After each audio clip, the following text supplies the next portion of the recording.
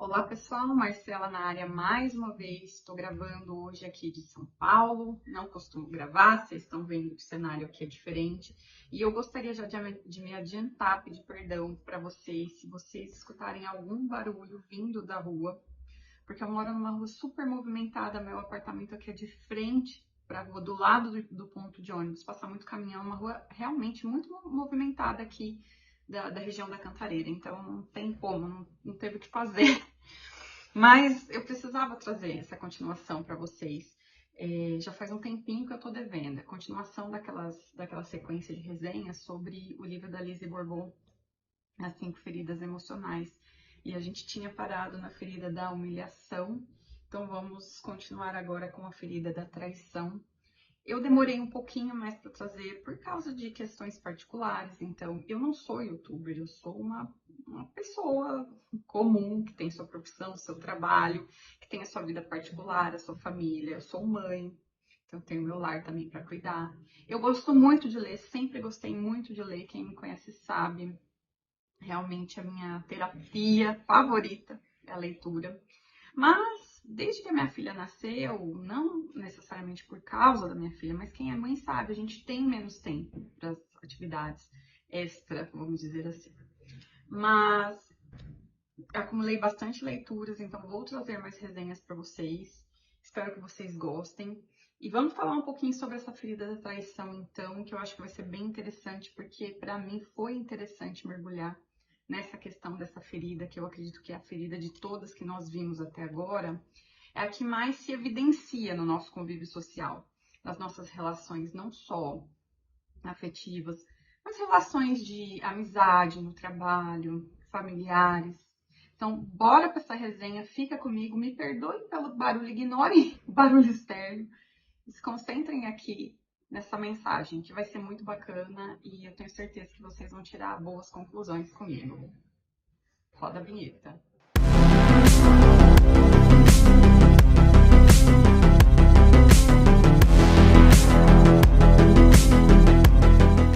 Bom, pessoal, bora lá. Traição. Parece muito simples falar de traição, parece muito simples definir traição. Traição é o quê? Falta de lealdade. Traição é você criar uma expectativa em cima de alguém, de uma relação, seja ela qualquer relação que for, seja uma relação afetiva, de amizade, no trabalho, ou relação de pai para filho. E aí você tem essa expectativa frustrada. Então, traição é isso. É falta de lealdade e expectativas frustradas que nós temos com relação ao outro. Seja, independente da dinâmica que for, seja numa relação afetiva ou em outras dinâmicas sociais. Foi isso que eu entendi. Por isso que eu demorei um pouquinho mais para trazer essa resenha para vocês, gente, porque eu entendi que traição não é só dentro de um relacionamento afetivo que vai acontecer. E nós precisamos entender a profundidade disso, como isso está enraizado na nossa sociedade. Bom, de acordo com a autora aqui, Lise Bourbeau, a ferida da traição ela surge em nós na nossa primeira infância, quando a gente se sente traído pelo genitor do sexo oposto. Como assim? Segundo ela, e ela usa muito da base da psicanálise para construir aqui as teorias dela, lembrando que ela é filósofa, ela diz que na nossa primeira infância, até uns 4 anos de idade, mais ou menos, é que ela fala dos 4 aos 6. Eu tô olhando aqui na colinha. Que dos 4 aos 6 anos a gente desenvolve aquela questão da energia sexual, então a gente foca no polo oposto ali. Então, se eu sou menina, eu vou me relacionar, eu vou ver ali no meu pai o meu primeiro amor. Mas não abre a mente, tá? Não enxergue isso com uma mente poluída, suja, como se a criança quisesse ter relações com o pai. Não é isso. É uma afetividade, é o desenvolvimento da afetividade relacionado ao seu polo oposto, tá? Que tem conexão com energia sexual. Eu vou fazer um parêntese aqui porque eu penso da seguinte forma, pelo menos eu acredito que eu vivi essa experiência, por isso que eu falo que para mim foi mais difícil internalizar essa questão da ferida da traição. Eu tive pais, meu pai, homem, obviamente, a minha mãe é uma mulher muito masculina. Em que sentido? Não só pelo fato dela, naquela época que eu era criança, trabalhar fora, já ter uma profissão que era uma raridade. Eu via nas minhas coleguinhas de escola, minha mãe era uma das poucas que fazia isso. Mas também por ser uma pessoa muito rígida, não era aquela mãe carinhosa, afetuosa. Eu sofri muito com a ausência afetiva da minha mãe durante a minha infância, durante a adolescência. E hoje já uma mulher, sou muito bem resolvida com isso. Tenho minha filha que é menina e eu lido. A minha relação com a minha filha é completamente diferente. Eu sou uma mãe presente, uma mãe afetuosa, amorosa. Lógico que eu educo a minha filha, que amor para mim é muito mais do que só abraçar e beijar. Mas tem o limite de falar não. Falando nisso, lá vem. Pera aí. A mamãe tá grávida. Deixa eu fechar a porta.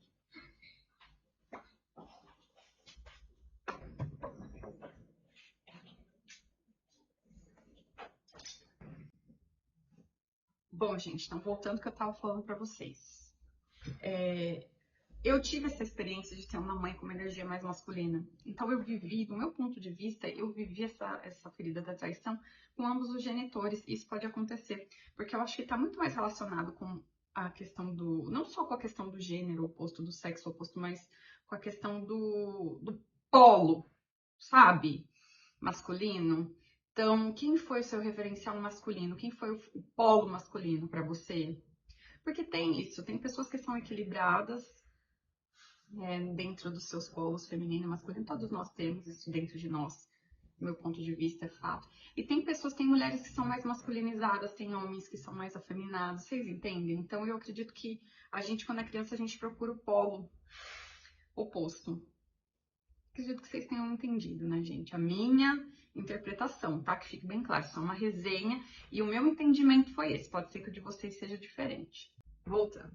Então, quando a gente tem esse complexo de Édipo mal resolvido com o genitor do polo oposto, a gente criou uma expectativa ali que não foi atendida. Quando isso é mal resolvido na nossa juventude, a gente não consegue se relacionar com outras pessoas, afetivamente falando. Por quê? Porque a gente vai buscar nessas pessoas essa falta que a gente teve. Então, seja de afeto, seja de acolhimento, seja de qualquer questão que a gente esperou ali daquele genitor e a gente não foi atendido. E aí a gente fica um buraco sem fundo, porque por mais que o nosso parceiro ou parceira, seja na adolescência ou já na fase adulta, né? Porque algumas pessoas começam já a se relacionar na adolescência, outras não. Mas independente se é na adolescência ou na fase adulta, se esse complexo de Édipo não foi resolvido, ele vai se manifestar através das nossas relações, da nossa incapacidade de gerir, na nossa incapacidade de, como é que eu posso dizer? A nossa capacidade de entender que o outro, ele é um ser humano com as suas limitações e que ele não tem que preencher os meus vazios. Eu não tenho que olhar para o outro e achar que ele tem que fazer o papel que o meu pai e a minha mãe não fez lá atrás. Entenderam? Então, complexo de ético mal resolvido é isso. E essa pessoa com complexo de ético mal resolvido, ela vai ter novamente suas expectativas frustradas, porque são expectativas que ninguém vai conseguir preencher. Ninguém consegue substituir pai e mãe nas nossas vidas. Então, se esse buraco emocional foi deixado em nós lá atrás e nós não resolvemos, muito provavelmente, ou nós seremos pessoas promíscuas. Então, eu vou ter, de um lado, pessoa extremamente promíscua e do outro, eu vou ter pessoa extremamente celibatária. Então, não vai conseguir, não vai querer se relacionar absolutamente com ninguém. E a outra vai procurar em vários parceiros diferentes preencher aquele vazio de maneira contumaz, fazendo isso de forma bastante promíscua, causando dor para as outras e para si mesmo, sofrimento para as outras e para si mesmo, porque tem esse complexo de Édipo mal resolvido dentro de si. Então, por isso eu disse para vocês que a ferida da traição é uma ferida que eu acredito que seja mais fácil de detectar nas nossas relações sociais. E aí, qual que é a máscara, então, que essa pessoa que foi traída, que se sentiu traída na infância, que desenvolveu essa ferida, que lá na adolescência, lá na idade adulta, tem uma dificuldade tremenda de se relacionar, qual que é a máscara que ela vai usar? Porque nas outras feridas a gente conversou sobre isso. É a máscara do controlador. Sim, você conhece controladores, eu conheço. É extremamente desagradável conviver com esse tipo de gente. E eu cheguei a uma conclusão com relação a essa ferida da traição, que todo narcisista, e eu não estou dizendo aqui pessoas com transtorno de personalidade necessariamente, porque dentro do narcisismo a gente tem nuances, como hoje a gente tem, por exemplo, no espectro autista, né? Lembrando que o autismo é um transtorno de neurodesenvolvimento, não de personalidade, mas você não tem hoje o conceito de espectro autista, então você tem diferentes nuances dentro do transtorno. E eu acredito que o narcisismo seja assim também. O narcisismo tem a pessoa que ela é narcisista, mas ela é autoconsciente, ela tem traços, ela vai passar por uma terapia, ela vai se tratar, ela vai evoluir, porque ela não é transtornada. E aí eu acredito que existam os transtornados que não têm tratamento mesmo, que são... Não dá para chamar de doença, porque não tem tratamento, é um transtorno de personalidade. É uma personalidade deformada num nível que não há o que fazer. E quem conviveu com um ser desses sabe como é difícil conviver com um controlador. Então são pessoas que elas não confiam em ninguém, elas, sobretudo, desconfiam do sexo, do polo oposto, como a gente estava falando, do gênero com o qual ela vai se relacionar. E aí entra a questão do polo, que eu falei para vocês, porque não existem só relações heterossexuais, tem os homossexuais também. A gente tem que levar em consideração, né? Então, sempre dentro de um relacionamento tem uma pessoa que é mais masculina, que é mais feminina no seu polo. Então, as pessoas controladoras, elas geralmente têm essa tendência de não confiar nas pessoas do mesmo sexo, do mesmo polo. E, desculpa, corrijo, elas têm uma tendência de não confiar nas pessoas do sexo oposto, do polo oposto. E elas se sentem mais à vontade com pessoas do mesmo sexo, do mesmo polo. E aí eu digo para vocês que a gente observa muito nos homens narcisistas uma questão muito forte de misoginia. Vocês já repararam nisso? Como são misóginos, né? A gente tem visto muito aí numa escalada recente de maus tratos, de violência contra a mulher. Vocês têm acompanhado aí pela imprensa, eu acompanho aqui pelo YouTube também. E tem muito desse aspecto controlador. E eu acho que a nossa sociedade precisa fazer uma autocrítica no sentido de como é que nós estamos educando nossos homens. E nós, mulheres, também temos a nossa parcela de responsabilidade nisso, porque como mães, eu sou mãe de uma menina. Mas quem é mãe de menino, por exemplo, como mães, a gente tem que assumir nossa parcela de responsabilidade. Se a gente não está criando filhos aí controladores porque a gente não está sabendo, na infância dessas crianças, educá-los de maneira correta, a gente está despertando aí neles uma frustração com relação ao sexo, ao polo oposto, reflitam comigo.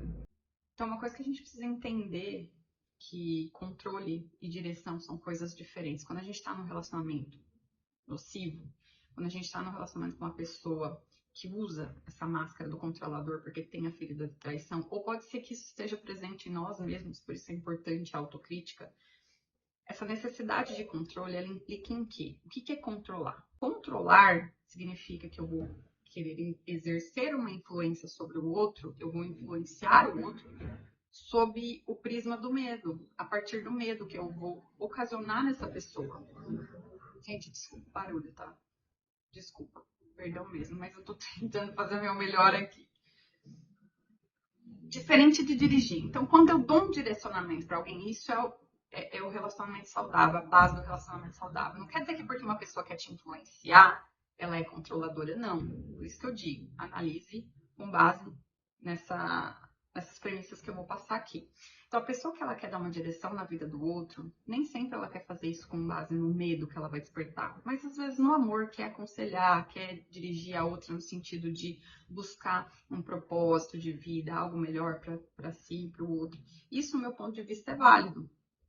Mas o controle, vocês vão perceber que o indivíduo controlador, ele usa muito do medo. E por isso que as relações com indivíduos controladores costumam ser extremamente tóxicas. Porque elas são pautadas nisso, em sentimentos, em vibrações muito baixas, muito densas. E o medo, viver constantemente no medo, na angústia, na ansiedade, é um absurdo para o organismo. Você adoece, você vive em situação contínua de estresse. Então, nós que somos pessoas que nos relacionamos com outras, independente disso ser intimamente, mas até nos nossos círculos sociais, nós temos que observar isso no nosso comportamento, tá? Todos nós temos feridas, inclusive eu vou colocar na playlist aqui, na sequência, os outros vídeos sobre as outras feridas, e não só apontar para os outros e olhar para as nossas dinâmicas de relação com os outros, mas também olhar para a gente. É importante identificar se nós temos isso dentro de nós. E aí, você identificou essa ferida em você? Vamos falar pessoalmente. Eu identifiquei essa ferida em mim, você identificou essa ferida em você. Como é que a gente faz para curar isso? Bom, primeiramente, já estamos no caminho correto porque nós despertamos, né, a nossa autoconsciência, então entendemos que nós possuímos. E essa ferida, ela pode vir em diversos graus, gente. Então, ela pode ser uma ferida pequena, posso ter uma necessidade de controle, mas não me atrapalha, ou pode ser uma coisa extrema e absurda, a ponto de eu realmente ter muita dificuldade de relacionamento em várias áreas da minha vida. Bom, como curar isso? Primeiramente, admitindo que você tem essa ferida.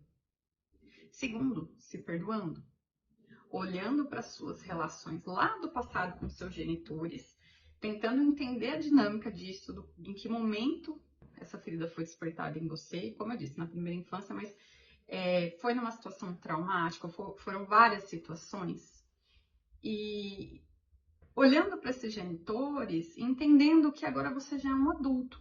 Quando você era criança, essa ferida foi despertada em você porque aquele genitor, aquela genitora, ele não tinha condições de se autorregular, muito provavelmente, e você como criança também não. Então você buscou isso neles e não encontrou. Por isso que eu falo, gente, que ser pai e mãe é um negócio muito sério. As pessoas vão se reproduzindo, tacando filho no mundo e achando que é assim faz que o mundo cria, e não é bem assim. Filho não se cria, porque não é bicho, né? Já começa por aí. Filho se educa. A gente precisa mudar os paradigmas da sociedade. Começando por esse, né? Filho se cria, não. Filho se educa. Acho que esse é o grande mal da nossa sociedade. Pai achar que a educação vai ser obtida lá na escola. Não. Começa em casa. E esse adulto que não se autorregula, que não tem capacidade de compreender o seu propósito ali dentro da paternidade, da maternidade, não trabalhou no sentido de te ajudar a se autorregular, e você criou expectativas e essas foram feridas. E hoje você como adulto, você entende isso, você se perdoa, você pode até perdoá-los, eu não sei, como eu disse, não vou aqui dizer, não, você tem que perdoar, porque eu não sei das suas relações. Eu sei que uma coisa é fato, você precisa curar a sua criança ferida. E isso começa pelo auto-perdão, pela autoconsciência. Posteriormente, pelo entendimento da origem das raízes disso, dessa sua ferida. E você entender que essa máscara do controlador que você coloca aí, que você usa provavelmente nas suas relações, você muitas vezes pode ser uma pessoa muito ciumenta, com o seu cônjuge, nas suas amizades, com a sua família ali, no seu ambiente de trabalho, você é uma pessoa com necessidade de controlar tudo, porque você tem medo de ser traído, lembra, né? Pautado no medo. Então você precisa abraçar essa criança ferida e trabalhar esse complexo de édipo mal resolvido dentro de você. Para isso existem as terapias e tantos outros caminhos, como meditações. Se for uma coisa mais tranquila, que você acha que tem como você trabalhar isso, através de meditações e outras formas, outros tipos de terapia, ótimo. Mas se você acha que o seu tipo de ferida você precisa buscar uma ajuda psicológica, estão aí os profissionais de saúde mental para te dar suporte, te dar apoio necessário. Para finalizar, eu queria dizer que realmente nós precisamos fazer uma reflexão como sociedade, como indivíduos, com certeza, mas principalmente como sociedade, que nós temos visto muitos casos de violência, de homens extremamente revoltados, de homens extremamente controladores com relação às suas mulheres. Tem as mulheres que praticam isso também, mas em muito menor escala, né, gente? Vamos ser honestos e pragmáticos. As coisas absurdas que a gente tem visto tem muita relação com misoginia. E nós, como sociedade, sociedade precisamos fazer essa reflexão. Recentemente eu estava até assistindo um documentário da Netflix que eu recomendo para vocês, que é sobre aquela Gabi Petito, aquela influenciadora que na realidade a coitadinha nem conseguiu ser influenciadora, ela gravou um vídeo só pro YouTube e já foi assassinada pelo seu companheiro na época, o Brian Laundrie. E, gente, assistam, porque vocês vão entender isso que eu tô falando pra vocês, esse mecanismo edipiano mal resolvido. É muito nítido que ele tem um complexo de Édipo muito, extremamente, assim, profundamente mal resolvido com a mãe dele. A mãe narcisista, extremamente controladora também. E o filho, meu Deus do céu, dá dó da Gabi. Mas por que que a Gabi, ela não conseguiu perceber que ela estava dentro de um relacionamento abusivo? E ali, depois de ler esse livro, gente, eu falo, se eu tivesse assistido esse documentário da Gabi Petito alguns anos atrás, antes de ler esse livro, eu teria